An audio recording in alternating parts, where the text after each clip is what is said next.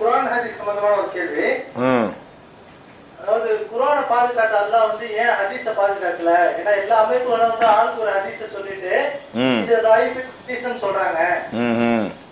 ஏன் ஹதீஸ் அல்லாஹ் பாதுகாக்கல அப்படின்னு. சரி, இந்த சகோதரர் முதலாவது கேள்வி என்னவென்று சொன்னால், திருக்குர்ஆனை அல்லாஹ் வந்து பாதுகாத்திருக்கிறான், ஹதீஸுகள் ஏன் பாதுகாக்கப்படலை? இதுதான் அவருடைய கேள்வி. இது நல்ல அழகான கேள்வி. நிறைய பேருக்கு இருக்கக்கூடிய சந்தேகம், இது தெளிவடைய வேண்டிய ஒரு முக்கியமான கேள்வி. குர்ஆனை பொறுத்த வரைக்கும் நபிகள் நாயகம் ஸல்லல்லாஹு அலைஹி வஸல்லம் அவர்கள் வாழுகிற காலத்திலேயே இதுதான் குர்ஆனு என்று நிர்ணயிக்கப்பட்டு, குர்ஆன் அல்லாத எந்த ஒரு வார்த்தையும் அதில் சேராமலும், குர்ஆனில் உள்ள எந்த ஒரு வார்த்தையும் விடுபடாமலும் அது பாதுகாக்கப்பட்டு விட்டது. இதை குர்ஆனும் அப்படி சொல்லுகிறது. இன்னா நஹ்னு நஸ்ஸல்னா திக்ர வ இன்னா லஹு லஹாஃபிலூன். நாம் தான் இந்த அறிவுரையை இறக்கினோம், நாமே இதை பாதுகாப்போம் என்று குர்ஆனிலேயே இறைவன் உறுதிமொழி கொடுத்ததற்கு ஏற்ப குர்ஆன் வந்து பாதுகாக்கப்பட்டு இருக்கிறது. அதே நேரத்தில் குர்ஆனுக்கு விளக்கமாக உள்ளது தான் ஹதீஸு. ஹதீஸுகள் பாதுகாக்கப்பட்டிருக்கான்னு கேட்டால் அது பாதுகாக்கப்படலை என்பது தான் வெளிப்படையாக பார்க்கும் பொழுது தெரியக்கூடிய விஷயம். ஏன்னு கேட்டால் சில ஹதீஸுகள் வந்து இட்டுக்கட்டப்பட்டதாக இருக்கிறது. நபிகள் நாயகம் ஸல்லல்லாஹு அலைஹி வஸல்லம் அவர்கள் சொல்லாமலேயே அவங்க சொன்னதாக பரப்புன ஹதீஸுகள் இருக்கிறது. அல்லது நபிகள் நாயகம் ஸல்லல்லாஹு அலைஹி வஸல்லம் அவர்கள் சொல்லி இருப்பார்களா சொல்லி இருக்க மாட்டார்களா என்று சந்தேகத்தை ஏற்படுத்தக்கூடிய, இது பலவீனமான ஹதீஸ்னு சொல்லுவோம், பலவீனமான ஹதீஸுகளும் இருக்கின்றன. நம்பகமான ஆட்கள் வழியாக அறிவிக்கப்படக்கூடிய ஆதாரபூர்வமான ஹதீஸுகளும் இருக்கின்றன. அப்போ ஹதீஸுகளில் சரியான ஹதீஸுகள்னு கொஞ்சம் இருக்கிறது, பலவீனமான ஹதீஸுகள் இருக்கிறது, இட்டுக்கட்டப்பட்ட ஹதீஸுகள் இருக்கிறது. ஒருத்தர் சரியானது சொல்லக்கூடியவர் வந்து இன்னொருத்தரால் பலவீனமானது என்று சொல்லப்படுகிறது. இப்படியெல்லாம் இருக்கும் பொழுது ஹதீஸ் வந்து பாதுகாக்கப்படலை என்று கருத்து வருகிறது. அப்போ அல்லாஹ் இதையும் தானே பாதுகாக்கணும். அல்லாஹ்வுடைய வேதம் எப்படி நமக்கு வணக்க வழிபாட்டுக்கு அவசியமாக இருக்கிறதோ, அதே மாதிரி நபிகள் நாயகம் ஸல்லல்லாஹு அலைஹி வஸல்லம் அவங்களுடைய விளக்கமும் ரொம்ப அவசியமாக இருக்கிறது. அது ஏன் பாதுகாக்கப்படலை? இதுதான் அந்த கேள்வியுடைய விரிவாக்கம். குர்ஆன் பாதுகாக்கப்பட்டதுங்கிறது ஒரு வகை, ஹதீஸுகளும் பாதுகாக்கப்பட்டு தான் இருக்கிறது. அது குர்ஆன் பாதுகாக்கப்பட்ட அந்த முறையிலிருந்து மாறுபட்ட வகையில் ஹதீஸ் பாதுகாக்கப்படுகிறது. ஹதீஸு பாதுகாக்கப்படலை என்று நம்ம சொல்ல முடியாது. இப்போ இன்றைக்கி நம்ம வாழுகிற காலத்தில் நமக்கு ஒரு 50 வருஷம் ஒரு 60 வருஷத்துக்கு முன்னாடி வாழ்ந்த ஒரு காந்தியுடைய பெயரால் இன்றைக்கி யார் வேண்டாலும் என்ன வேண்டாலும் சொல்ல முடியும். அண்ணாதுரைன்னு ஒருத்தர் நம்ம நாட்டில் இருந்தார், தமிழ்நாட்டில் இருந்தார், முதலமைச்சராக இருந்தார். அவர் அதை சொன்னார் இதை சொன்னார் என்று மேடைகளை போட்டு என்ன செய்யலாம், அவர் பெயரில் வந்து எதை வேண்டாலும் சொல்ல முடியும். இப்படி வாழ்ந்து மறைந்த யாருடைய பெயரில் வேண்டுமானாலும் அவங்களுடைய சொற்களை பற்றி, அவங்களுடைய செயல்களை பற்றி, அவங்களுடைய போதனைகளை பற்றி எதை வேண்டுமானாலும் சொல்ல முடியும் என்கிற நிலைமை இன்றைக்கு எல்லாம் ரெக்கார்டு செய்யப்பட்ட காலத்திலேயே இருந்து கொண்டிருக்கிறது. இன்றைக்கி ஒருத்தர் சொன்னார்னா அந்த காலத்தில் எழுதியிருப்பார்.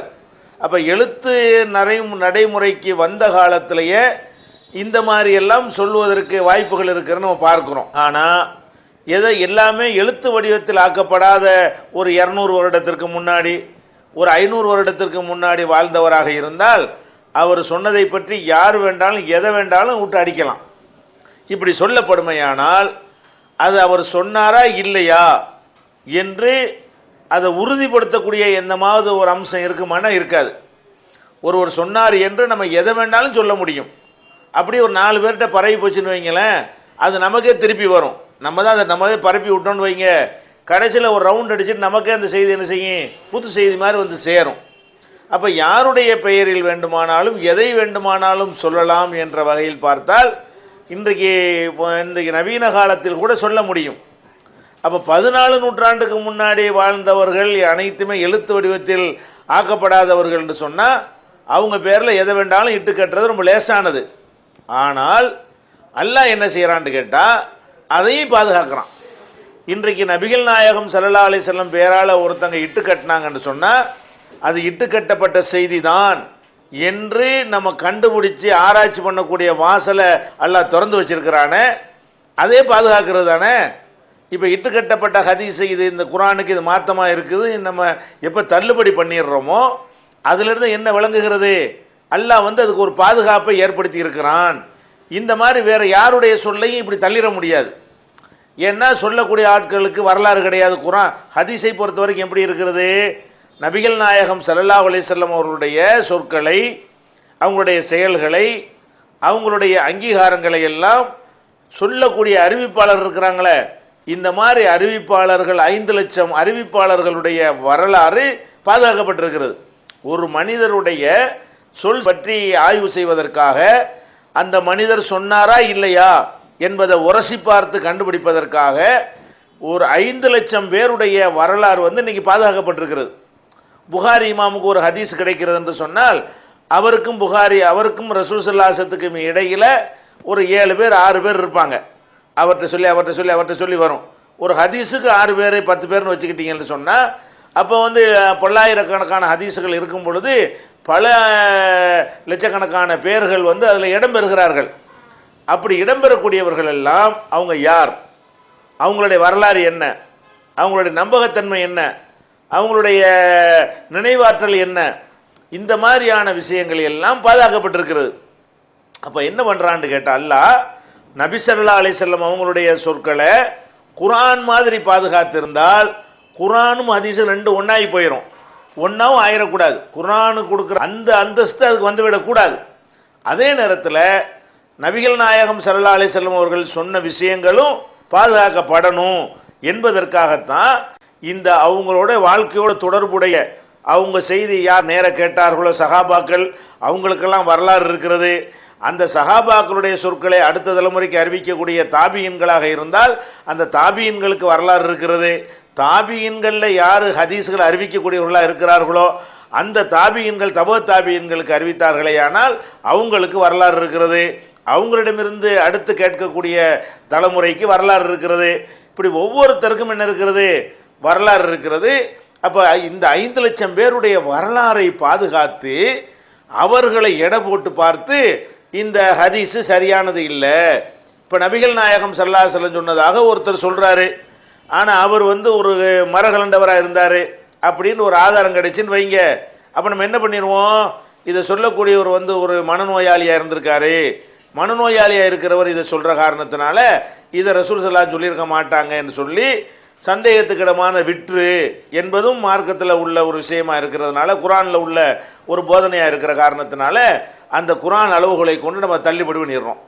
அப்போ நம்ம தள்ளுபடி எப்போ பண்ணிவிட்டோமோ அப்போ பாதுகாக்கப்பட்டுச்சுன்னு அர்த்தம். அதாவது ஒரு குர்ஆனை பொறுத்த வரைக்கும் அதனோடு எதையும் கலந்து விட முடியாத அளவில் இருக்கிறது. ஹதீஸுகளை பொறுத்த வரைக்கும் அதனோடு சில விஷயங்களை கலந்தாலும் கலந்ததை பொறுக்கி போட்டு விடலாம். எப்படி கலந்துடாது, பாலோடு தண்ணி கலந்த மாதிரி ஹதீஸுகளில் பொய் கலக்க முடியாது. அரிசியோட கல் கலக்கிற மாதிரி தான் கலக்க முடியும். கள்ளத்துக்கு தனியாக போட்டு அரிசி மிச்சமாக போயிடும். அப்போ தனித்தனியாக வந்து மிக்ஸ் ஆகி 2.5 கலந்து போகிற அளவுக்கு ஹதீஸுகளை வைக்காமல் அல்லாஹ் எப்படி பாதுகாக்கிறான், அந்த ஹதீஸுகள் அரிசி என்று நீங்கள் வைத்து கொண்டீர்களே ஆனால் அதில் கலக்கக்கூடிய கல் மாதிரி உள்ளது தான் என்னது வந்து கலப்படமான பொய்யான செய்திகள். அப்போ ரெண்டையும் ஒன்றா வச்சு பார்க்கக்கூடிய நேரத்தில் நல்ல கண்ணு உள்ளவங்களாக இருந்தாங்கன்னா நல்ல பிரைட்டில் வச்சு பார்த்தாங்கன்னு சொன்னால் இது அரிசி, இது கல், இது உண்ணத்தக்கது, இது தகாதது என்று எடுத்து போட்டுருவோம். இப்போ எப்போ எடுத்து போட்டுடுறோமோ அப்போ பாதுகாக்கப்பட்டுருச்சா இல்லையா? கலந்து இருக்கிறது. குர்ஆன் வந்து வெறும் அரிசியாக இருக்கிறது. ஹதீஸ் என்பது அரிசியோடு கலந்த தனித்து தெரியக்கூடிய கற்கள் கலந்ததாக இருக்கிறது. இப்படி கலந்து இருந்தாலும் அதை வந்து நமக்கு லேசாக வேலை வைக்காமல் அல்ல அதை காப்பாற்றிட்டா இது மனித முயற்சியின் மூலமாக காப்பாற்றுறதுக்கான வாசலை எல்லாம் திறந்து விட்டுருக்கிறான். இப்படி இப்போ ஒரு அறிஞர் மேலே, ஒரு அண்ணாதுரை மேலே, ஒரு நெடுஞ்செழியன் மேலே, ஒரு காமராஜர் மேலே, ஒரு பக்தவச்சலம் மேலே, ஒரு நேரு மேலே, அண்ணா மேலே ஒரு செய்தியை ஒருத்தன் சொல்கிறான்னு வைங்க, அதில் சஹீஹ் லைஃப்னு ஏதாவது இருக்குதா, இது பலவீனமானு சொல்ல முடியுமா? நேரு அப்படியே சொன்னாரோ அப்படின்னு போயிடுவான். ஏன், ஒருத்தர் சொன்னாருங்கிறத உறுதிப்படுத்துவதற்குரிய எந்த ஒரு சிந்தனையும் மனுஷனுக்கு வரவே இல்லை இந்த நவீன காலத்தில். அண்ணா எழுதுனா அண்ணா எழுத்தாளர் தானப்பா, ஏதாவது புஸ்தகத்தில் எழுதியிருப்பார்ல எடுத்து காட்டு என்று கேட்கிற அளவுக்கெல்லாம் என்ன இல்லை, யாருமே சிந்திக்கவே மாட்டேங்கிறாங்க. யார் எதை வேணாலும் சொல்லி விட்டு அடிக்கலான்ற அளவுக்கு இருக்கிறது. அப்போ 14 நூற்றாண்டுக்கு முந்தி வாழ்ந்த ஒருத்தருடைய செய்தியை காப்பாற்றுவதற்காக அந்த மக்களுக்கு அதிகமான நினைவாற்றலை கொடுத்து 5 லட்சம் பேருடைய வரலாறை பாதுகாத்து அந்த வரலாறில் இடம்பெற்ற ஒவ்வொருத்தருடைய கேரக்டரும் அலசி ஆராயப்பட்டு அதன் மூலமாக சரியான ஹதீஸு தவறான ஹதீஸ் என்று அதை பிரித்தறிகிறோம். பொய்யர் இடம்பெற்றிருந்தால் இட்டுக்கட்ட ஹதீஸுங்கிறோம். நினைவாற்றல் கம்மியாக உள்ளவராக இருந்தார் அது பலவீனமான செய்திங்கிறோம். சொல்லி அந்த இட்டுக்கட்டப்பட்டதையும் பலவீனமானதையும் தூக்கி எடுத்து போட்டோம்னு சொன்னால் அப்போ என்னவாயிரும், சுத்தமான ஹதீஸு தனியாக கிடைத்து விடும். பாதுகாக்கப்பட்டுச்சா இல்லையா?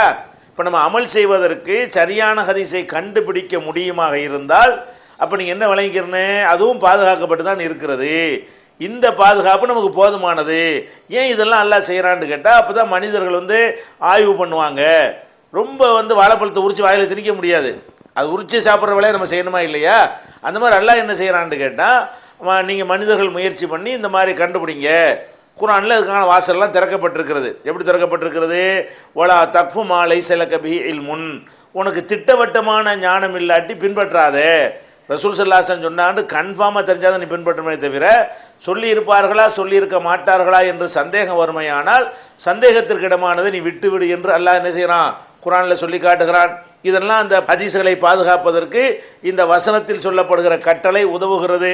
அதே மாதிரி அல்லாஹ் என்ன செய்கிறான்னு கேட்டால் இன்ஜாக்கும் ஃபாசிக்கும் பின் அபையின் ஃபதபையனும், ஒரு தீயவன் ஒரு செய்தியை உங்களிடத்தில் கொண்டு வருவானேயானால் அதை தீர விசாரித்து கொள்ளுங்கள்.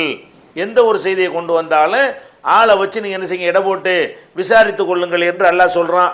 இதெல்லாம் இந்த ஹதீஸ் விதியில் பொருத்தி பார்த்து அவங்க விசாரித்து அறிந்து நல்லது கெட்டது என்று அன்னைக்கு தள்ளுபடி பண்ணிட்டாங்க. இன்றைக்கி நமக்கு தள்ளுபடி பண்ண முடியும் என்று இருக்கிறதுனால ஹதீஸுகளும் பாதுகாக்கப்பட்டிருக்கிறது. குர்ஆன் பாதுகாக்கப்பட்டது, அது ஒரு வகையில் பாதுகாக்கப்பட்டிருக்கிறது. ஹதீஸுகள் அதாவது மனித முயற்சி மனித உழைப்புக்கு தேவையில்லாத வகையில் குர்ஆன் பாதுகாக்கப்பட்டிருக்கிறது. ஹதீஸுகளை பொறுத்த வரைக்கும் மனித முயற்சி செய்தால் களை எடுத்து விட முடியும், நல்லதை மட்டும் பிரிக்க முடியும் என்ற வகையில் பாதுகாக்கப்பட்டிருக்கிறது.